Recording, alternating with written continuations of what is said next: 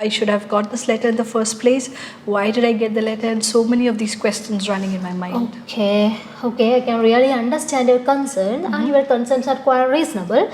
But before proceeding further, may I know your name? Yes, my name is Sangeeta. Okay, Miss Sangeeta. Wait, isn't this the card from September 30th about the vaccination booster dose? Yeah, that's right. Check out the comments that have come in.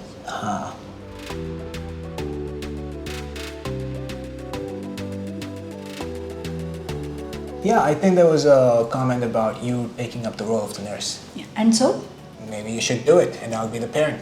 Oh, okay. So you mean to repeat the card? Yeah, All right, let's do it then. okay.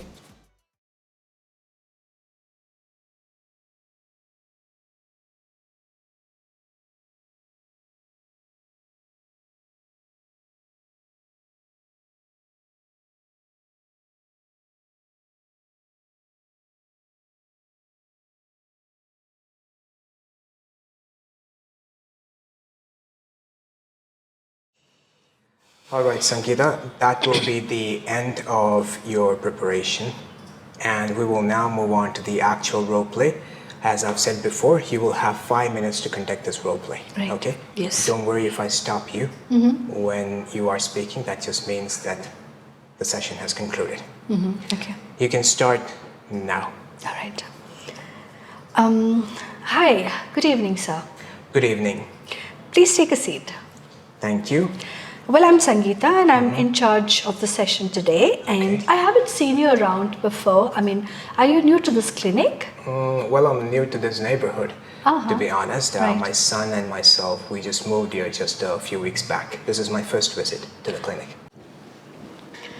Did you notice how I began the conversation?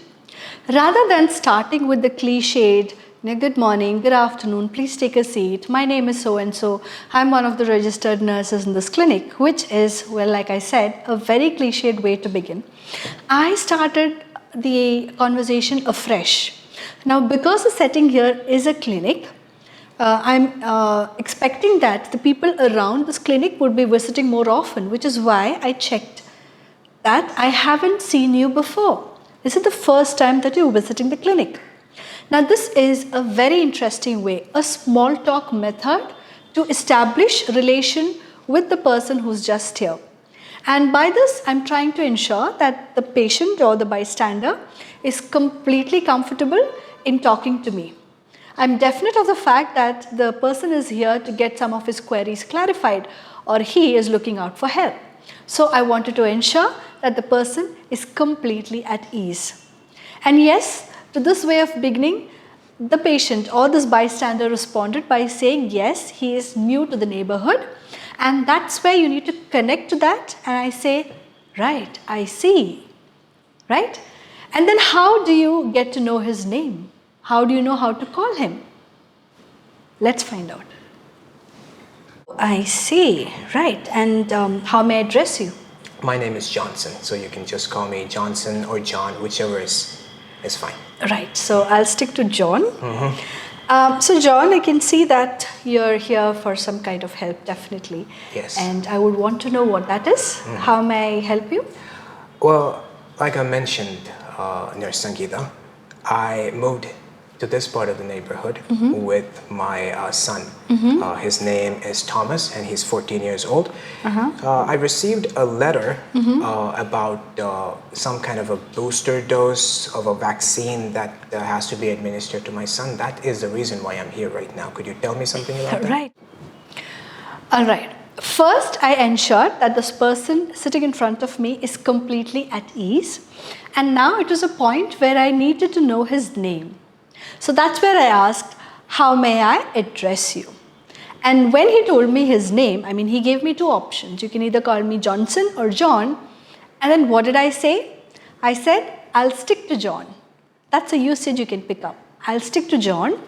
And then I start addressing him by the name John itself. And now I know that this person is here for some kind of help. So that's how I added, saying, I'm really sure that you're here looking out for some kind of help. How may I help you? Let's see how the conversation builds further. Right, I can. Are you worried about this letter that you've received? And yes, I am absolutely worried about the letter because vaccines and shots have always scared me. All right. So, how is Thomas taking this? Well, I haven't told him yet. Like Okay. myself, he's not a big fan of vaccines or anything that has a pointed end. Right.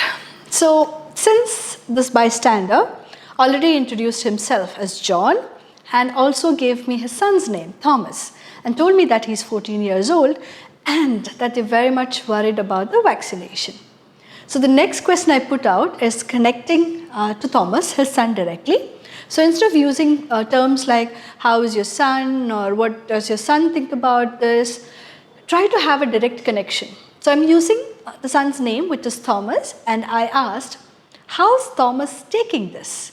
And that's where he responds to how both he and his son are not a big fan of, or fans of taking up vaccination and injections.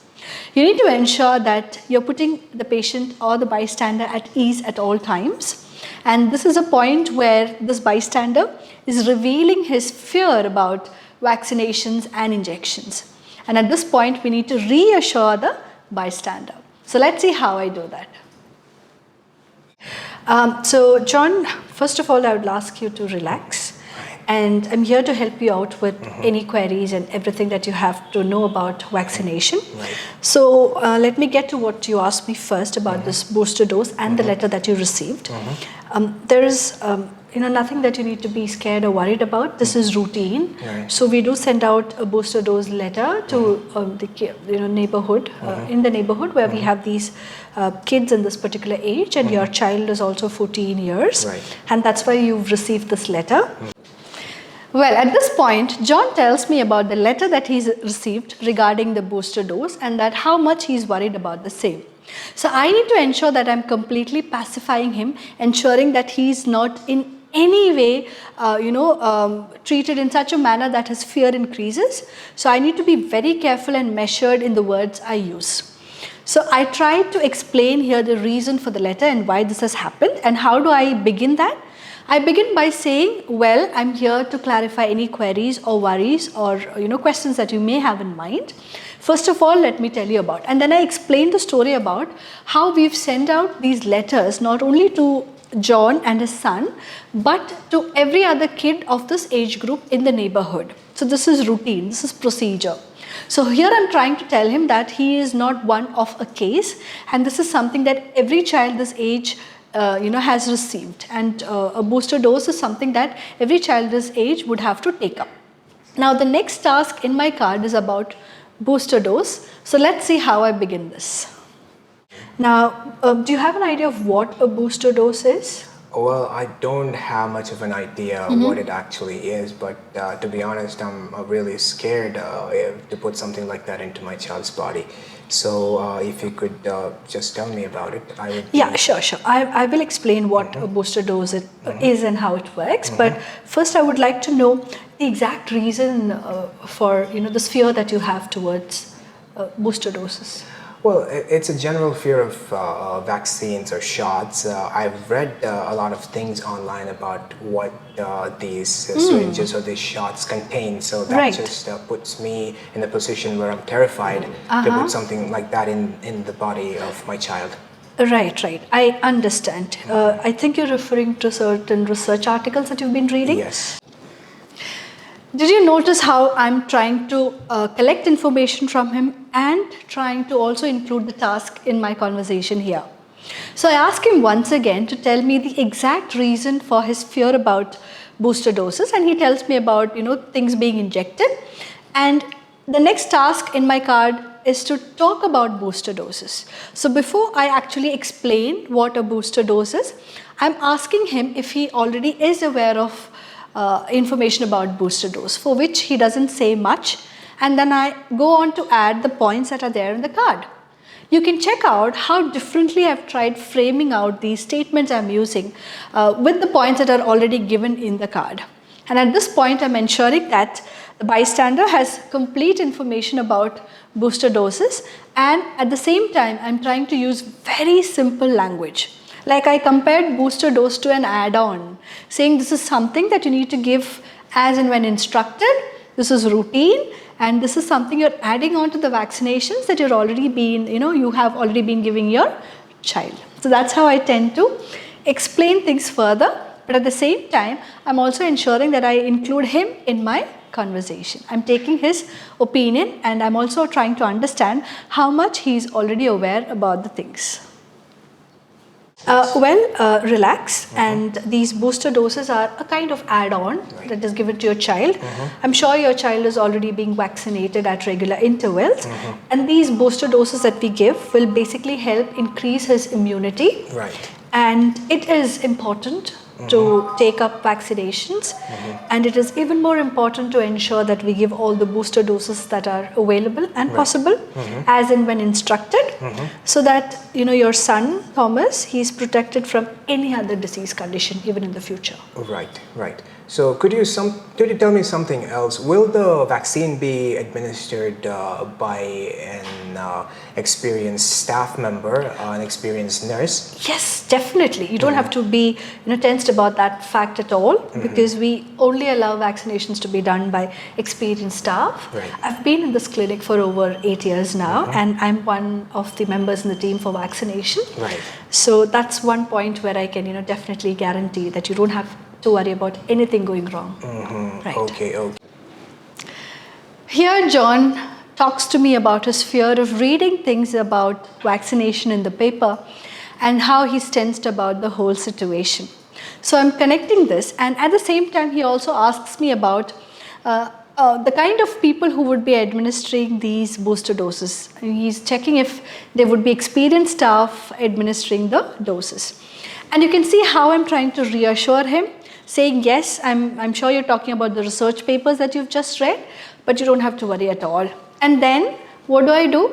I try to connect my experience, saying that I've been in this clinic for over 8 years, and I'm one of the members in that vaccination team. And rest assured, guaranteed that your son is in safe hands. But I'm not using the term safe hands. That is something cliched again. And many of my students tend to say that, relax, you're in safe hands. Don't worry, you're in the right place.